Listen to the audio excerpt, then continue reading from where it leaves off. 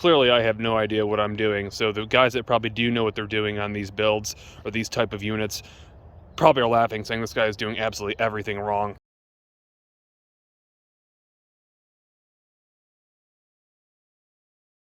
Woo! What's up, guys? Welcome back to the channel. For those of you that might be new here, what you're looking at is our project sled, or our Hoopty sled. It's a part of a series of Can I Fix It?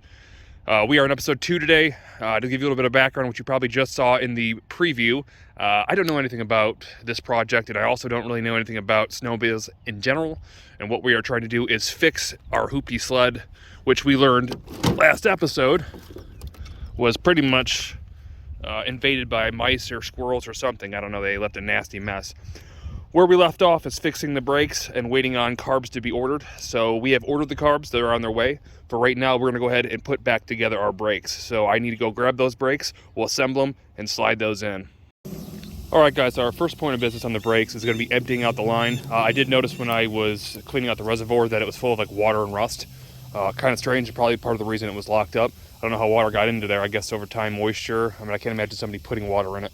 Anyhow, the first thing we're gonna do is we're gonna stick a water well on the end of our line so we can have something to spit on and not have as much of a mess as we probably would have. After that, we're gonna go ahead and we're gonna take an air compressor like you see here. We're gonna blow in the line right here. Let's see if that works for us.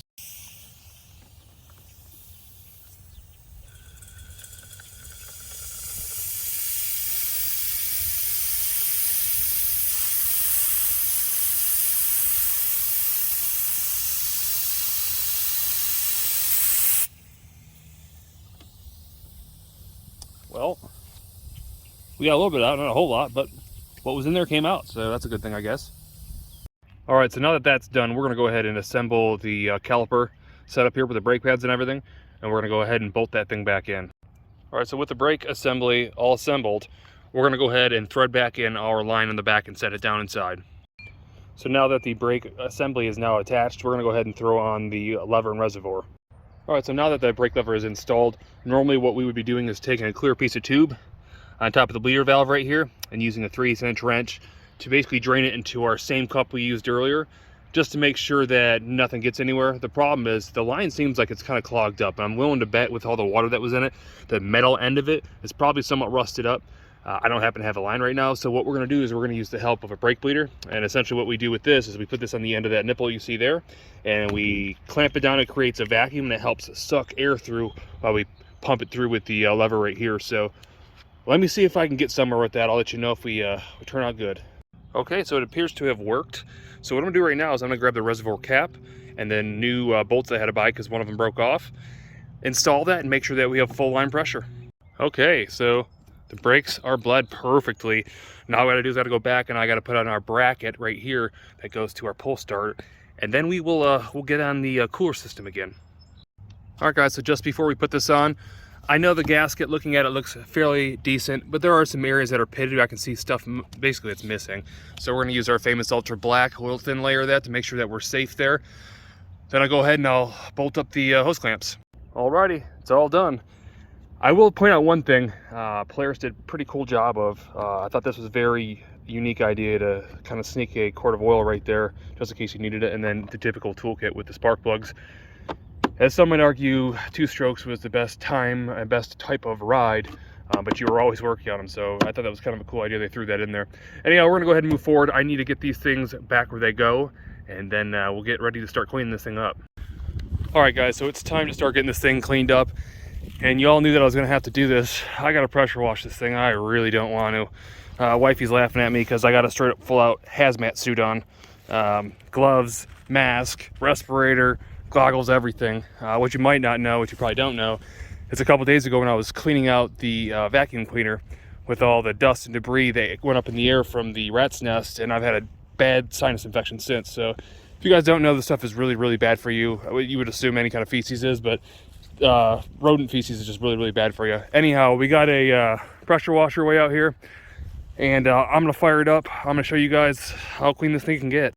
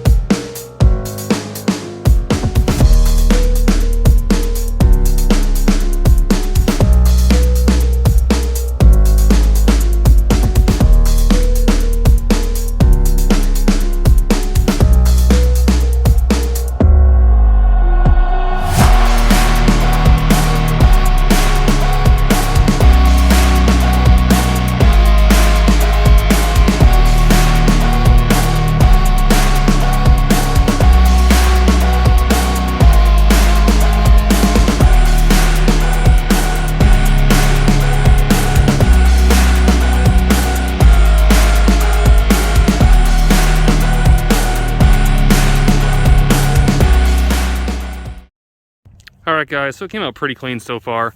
Obviously I didn't use any soap or anything, I was just straight up using the pressure washer, trying to get it as clean as I could. We even went ahead and shot out a lot of the insulation underneath the hood because it was just deteriorating and falling apart, so I just took it off. But I think it came out pretty good. I think right now though what I have to do is I'm gonna have to go get a shot vac, and the reason why, a lot of that water is all sitting right here in the belly of this thing. For some reason there's no drain holes I can see, so I'm gonna have to suck it all out. That's fine. We'll go ahead and do that, then we'll kind of look at it and see how clean this thing actually got. All right, so now that everything's pretty much cleaned up as best it's going to be, and somewhat dry, and we have our reed cages and valves somewhat cleaned up as best as they're gonna get, I said we go ahead and slap those back in. So there they are, back installed. I guess the next step is going to be checking out the new carbs we ordered and getting those things cleaned before we throw them in. All right guys, so here we are looking at the used carb that we bought. First thing I'll do is just kind of take a look at them and see everything functions or not. We do have a pile of parts over here that we were able to somewhat save from the old cars, but not a whole lot. So the first thing I noticed when I get ahead and grab the throttle cables, when I look at the slides inside, I can see this one closest to us is functioning. The one farthest away is hardly moving, and if you look at this one here, that one's not moving at all. I can hear the springs moving, so the first thing that we're going to have to do is pull off the caps right here and get those things slid out of there, and then we're going to go ahead and drop the lower screws and take the bowls off and check the floats and basically clean out all the jets. So let's go ahead and get that done. All right, so as far as getting the caps off, it's pretty simple. They literally just screw off. Again, I've not looked at these yet, so hopefully it's nothing serious because we don't really have much for backups. Now those look good. I know that one was sliding perfectly fine. Let's go ahead and look at the second one. And then once we get these out, then we can determine, oh, well there's our problem right there, not a big deal. It literally just popped off, just the lower clip. So that's an easy fix. Dump that stuff out of there. And let's check the last one.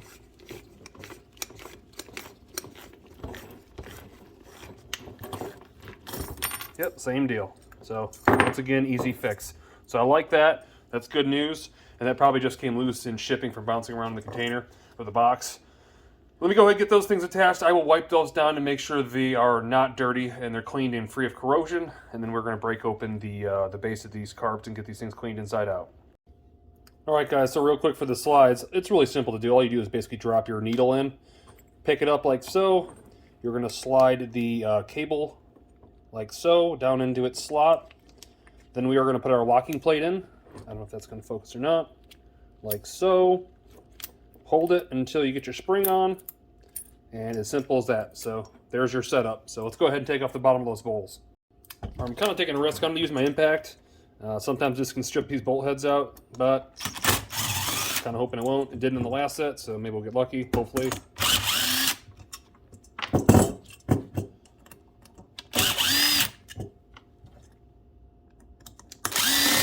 Hopefully there's no gas in it. I'm going to assume there isn't. Set that there. All right. So there's our two floats. You can see those kind of go up and down. That's basically what rises when the gas rises or fills in the carb. There's the bottom of all our jets. And all I'm going to do is I'm going to take a small a small wrench, take this out, and I'm going to spray some carburetor cleaner in there. I'm going to go ahead and blow it out with an air compressor, and we're going to put it back together. One other thing to note is your main jet or your pilot, I think they call it a pilot jet. You can see it kind of hanging down there. You want to double check when you pull this up, where your float's pulled up, that it doesn't stay stuck. If you see ours is kind of stuck a little bit. If I hit it, it drops back down. All you got to do with this, go ahead and take something sharp. You can go ahead and knock this out lightly with a hammer, your pin right here. That'll come right out. You're going to want to clean that as well and then put that back together, which I'm going to do right now. All right, so there's our carburetor back together and cleaned. The only thing I didn't really do, and it's something that you can do if you really want to go crazy with it, and it's like a serious project, is you can go ahead and take a wire brush and kind of scrub the whole outside clean. You could even drop this thing in an ultrasonic jewelry cleaner to really etch the metal. I wouldn't say etch the metal, but really get a deep clean into the metal. I'm not doing that because I don't like this project that much, but you could, and you might as well if you have something that's special to you. So let me go ahead and put the rest of the carbs together. I'll show you what they look like when they're all done.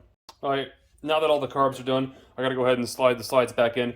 One thing to know, I didn't realize at first, I actually had this thing backwards. You want this big wide slot right here facing downward. That actually goes, basically slides, I don't know if you can see down there, along this piece right here.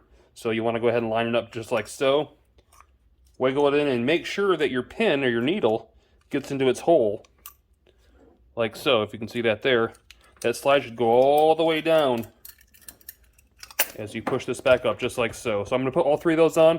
I'm going to throw on the choke cables, and we're going to go out and we're going to get these things put up.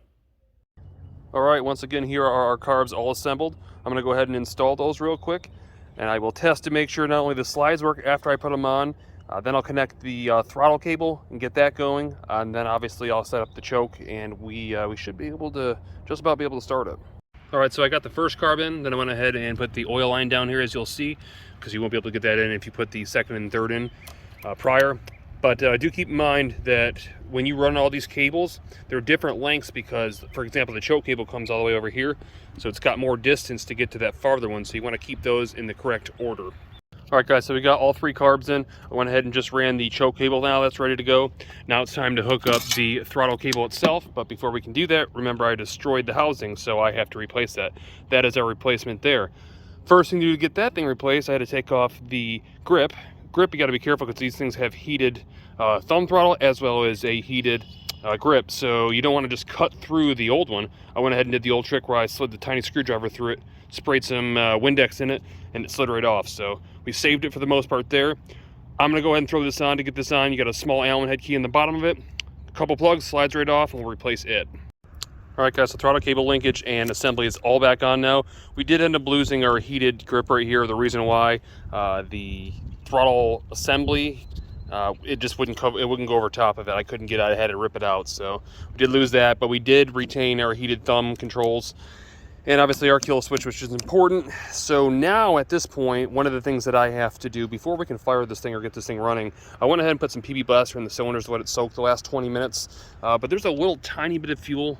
You probably can't really see it, maybe a little bit there, that I got to suck out with that pump right there. I'm going to go ahead and suck that out. I'm actually going to replace this old filter as well because it's got some sediment in it. And then we're going to dump some new fuel in it, and we are going to try to test fire the bike. And right before we go ahead and suck out the fuel, one more thing I wanted to get out of the way. We need to take a wire wheel on a drill press just like this, and we're going to clean up our fuel sending unit because we obviously don't want all that rust inside the tank. All right, not perfect, but much better. All right, new fuel filter's in.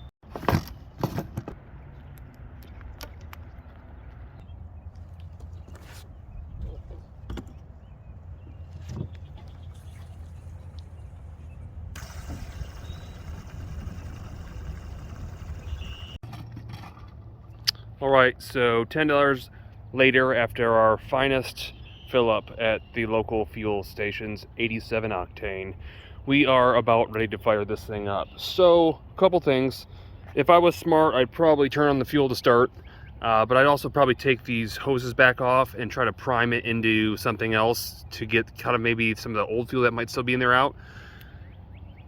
I gotta do it. I don't want to do it, but I have to do it. I gotta do that. All right, so this kind of does 2 things for us. Obviously, like I just said, it's going to get the crap out of the inside the fuel pump and not pump it into the carbs, but it's also going to tell us that the fuel pump is actually working and is producing fuel and putting it into the carburetors. So what I've done is I went ahead and I'm leaving the ignition off because I don't want it to fire, just in case, but I'm going to go ahead and pull it over a few times, and hopefully we'll see something spit out of there. So let's try it.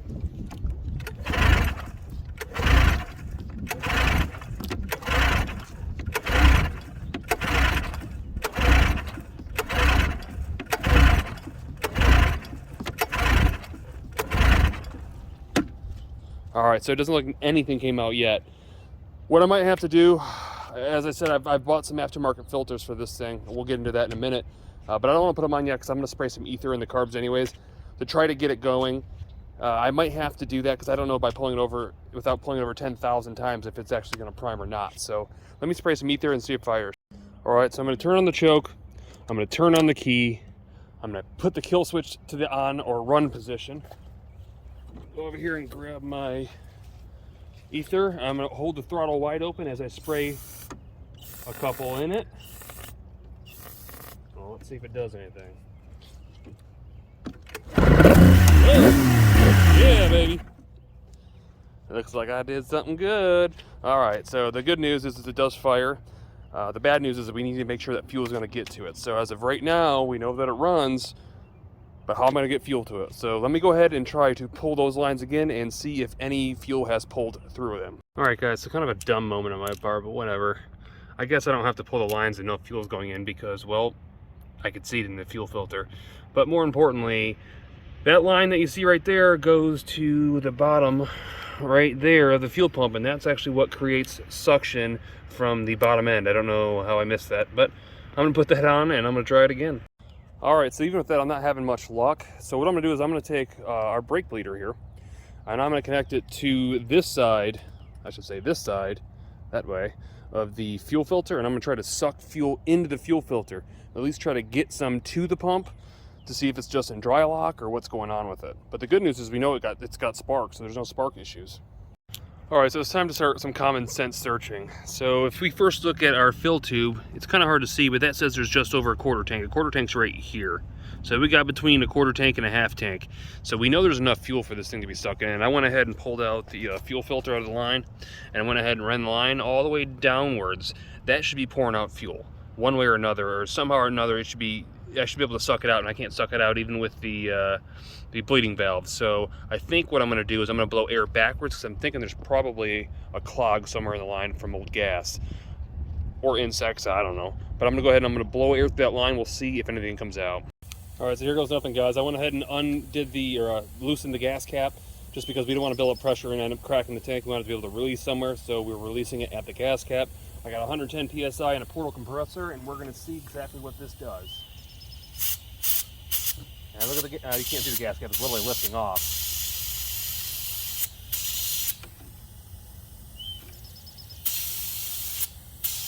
So it sounds like almost, if I had to guess, I would say that there's not enough gas, but how's that possible with over a quarter tank? That doesn't make any sense. I need to grab a flashlight and look down into the tank and see exactly what's happening. All right, so you guys might notice, you probably can't see it, but by sound, when I put air in this thing, I can hear it spraying air into the tank, but it's not bubbling gas. That tells me that whatever that pickup is, or wherever it is not far enough in the water to be sucking up fuel. So I need to get down there again with a flashlight and see what I can find. So I'm trying to get you guys to be able to see what's going on here, and there's absolutely no way I can focus. Even by trying to stick a flashlight in here, it just is not going to pick it up. But what it is, where this tube is coming in, it should have some sort of like tube coming off it and going down to the bottom of the tank, and it's actually broke off at the nipple, the metal nipple that's sticking through the front of the tank. So unless you had like 3/4 of a tank of gas, you couldn't even ride this thing.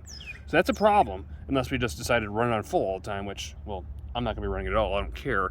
But we gotta get this thing running, we gotta get it running right. So I gotta figure out what the factory came with, if it's supposed to be a tube or what. And worst case scenario, I have to drill another hole and possibly run a tube down it. I don't know what I'm gonna do, but let me get some ideas. I'll be right back. All right, so I thought of one idea. I haven't looked at the parts fitch yet to see if that's a separated part that comes out and I could replace. If it's not, and I don't see it in the tank at this point, but if it's not, what we can do is we can go ahead and run a hole in the top of the tank with basically like right around in this area here. And then we can run it with a 90 degrees straight down to the bottom of the tank and with a grommet on it to make sure it's nice and sealed, and run that to the tank. But temporarily, I have some great tubing that's actually metal inside. It's aluminum inside, or stainless steel, one of the two, and it's coated so you don't get burnt on it. I can stick this down the tank for now and connect it to our intake hose and see if this thing will actually pick up and run off it. So I am going to try that real quick. I'll be right back. Well, that was a solid idea, but fail. Anyhow, I got to figure out something. Let me go with the parts fitch. I'm choking on too smoke over here. All right, guys, so I went ahead and pulled off the fuel line. And if you look down in there, you can kind of see, if I can get it to focus down there, right down in there is the barb fitting. It looks like it's about a 9/16. I should be able to spin that off and slide it out. Apparently, I watched some videos online, obviously on YouTube, and that's a common thing for those filters to break off inside. So what I gotta do is I gotta get that, that's actually a double-sided barb. I gotta get that out of there, run a new fuel line to it, let the fuel line sit inside, push it back in, dial it back in, and connect the old line back so that basically there's a loose line that just kind of fits down to the bottom of the tank. So that seems to be what everybody's doing. That is what we're gonna do right now. Let me go grab my tools. All right, guys, so there is our fitting. You can see it's a double barbed side, and it obviously threads in with a 9/16 end on the end of it. If you look closely, you could tell that it was a hose that was wrapped around with a small clamp holding it on. And you can see it's completely deteriorated, and you can see the old gas all over that's green. So I'm gonna go back to the shop, I'm gonna clean this thing up. We're gonna get some fuel line to throw on top of that thing. And then I think what I'm gonna have to do is because some people use fuel filters to drop on the end of it for some weight. Because we already have an inline filter, I think what I'm going to do is just maybe find a brass fitting to throw on the end of it just to keep the weight down on the bottom of the tank to make sure it sucks from the bottom. But let me see what I have. All right, guys, so let's take a look at what we have here. First of all, what was on there before was clear tubing, just like you see here. I don't know if that was factory, but that was what was on there last time, and that's what's going back in there because that's what we have. I didn't have a 1/4 inch barbed thread fitting, I guess you can call it. I have this, and this should be able to be heated up to get to that same size, and it'll put the same amount of weight that we need to hold it in the bottom of the tank. So we're going to try to use that. I went ahead and cleaned this up, and you can see here is the clamp that was on it. So the first thing that we need to do is we need to slide the hose to the front. I am going ahead and use this tool here to grab that from inside the tank. Once I get a hold of it, I can attach this right here, drop it down, adjust it to whatever length I need, and then connect it from the outside up front here to its original fitting. So let me see if I can get that done. There it is, it's up through. Now what I'm gonna do is I'm gonna use a lighter to heat up the end of this tube, being careful not to get next to the fumes, obviously, and shove this up inside it. And then we're gonna drop it back in and pull it out tight. All right, so there you have our anchor, guys. I'm gonna go ahead, I'm gonna pull this slack out and drop that in. All right, guys, so it's dropped back down in there. And what I'm gonna do right now, you'll see I had some gas resistant Teflon tape. Not typically for like gas for like a house, but it's better than nothing. So we're gonna go ahead and stick this inside this end of the tube after we cut it down, twist it back in, and then make sure to put our clamp right there back on it. There it is. Now we are pushing it back in where it belongs. All right, guys, so it's all back in. There's the lines of the fuel filter. You'll see I pulled it over 6 times. We're starting to get fluid inside the filter. That's a good thing. So I'm gonna pull over a handful more times, and then I'm gonna hit it with some more starting fluid, and we're gonna get this thing to fire and hopefully pull fuel. So good news is, as we pulled it some more, it got fuel. Bad news is I found a fuel leak, which is, thank you, rodents. So there's that. I'm gonna go ahead and pull off these 2 bolts, pull that plate forward, and I will go ahead and replace, maybe I'll just replace all 3 of those hoses. And there you see the new tubes, or gas lines. Now we're gonna go ahead and pull it over and watch gas fill inside it.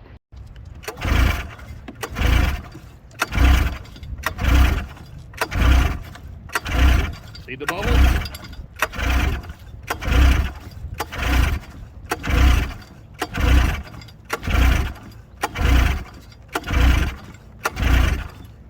All right. Time to spray a little ether. Hopefully that's enough fuel in it, and see if it'll fire off gas, run into it.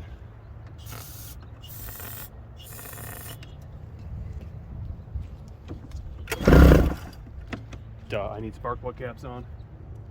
Kind of an important part.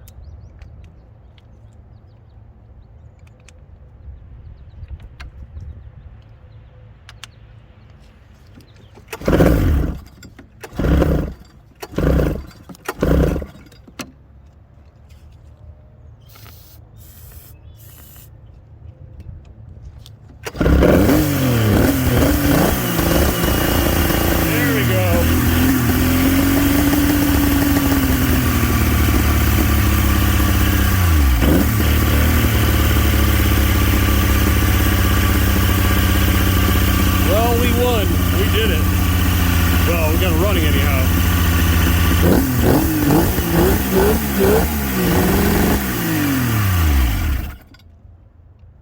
It definitely smokes. So let's take a look at this thing. If we can see through the smoke. From what I can tell, I mean, I didn't hold it wide open, but that clutch thingy, it wasn't grabbing, otherwise this sled would have moved. So I think what I need to do first, I had it on choke the whole time, just trying to pull gas into it, but I'm thinking that what I need to do is get our air filters on, because we know it runs now. Let me show you the air filters I bought. They're a little bit of a tight fit. I'll tell you why I bought them. So 3 cone filters, they're about 13 bucks a piece, but I thought, you know what? I don't really want to use that nest box again. I don't want to give the rodents a reason to get back in here and destroy it. Plus it had no filter elements in it. I don't know if it's supposed to, since jet skis don't, but it didn't have nothing. So I'm gonna see if I can fit these on. It's gonna be tight, but let me see if I can do it. All right, it's a bit of a tight fit, but they are on. And I do have the option to trim down the rubber to get them a little bit closer to the carbs, which I might do. Right now I just have them sitting on there, but I need to go ahead and get this thing running again and see if I can diagnose why the clutch assembly is not engaging. All right, guys, so once again, I was wrong. I went ahead and threw some PB Blaster on the clutch unit, the pulley, whatever you want to call it, and all I need to do was give a little bit more RPM. That thing took off. It jumped about 20 feet. So I obviously the clutch system is perfectly fine. Unfortunately, right now it is a swamp right here. As you can see, I've been actually standing on that piece of cardboard. It's just a mud pit. So I'm hoping in a couple days it's going to dry out, because we're going to go for a run back here in the dirt and just kind of see what this thing does. Now, the reason I said the whole time with this build is I wasn't really interested and I didn't care much about it. It was a stupid build to buy. It was because we don't really get snow where I live. And, well, it's a snowmobile, so unless I put wheels on it and bring it through the dirt, it's not a whole lot of use for me. And I'll be honest with you, I've seen that video already done a couple times. So, you know, I don't know if that's something we'll go down or not. But we'll determine what we're going to do on the next episode. Anyhow, for right now, we are going to go ahead and put on the steering wheel cover. I've already tightened down the air filters, and I think that's about all we have left to do on the engine. All right, guys, so as you can see, the handlebar pad is back on. I've got everything tightened up, and the only last thing I need to do in this engine bay that I know of at this point is reconnect those 2 wires that were chewed through right there. I'll do that off camera. That said, this is going to be a wrap on this video. I hope you guys enjoy these crazy builds and projects that I find. I don't have a whole lot of interest in this myself. However, I love building things and going through different projects with you guys, and love the comments and the ideas that you guys bring to the table. So that said, if you haven't already, definitely throw that thumbs up. It helps the channel grow. And if you're not already, definitely subscribe. And I will see you on the next one.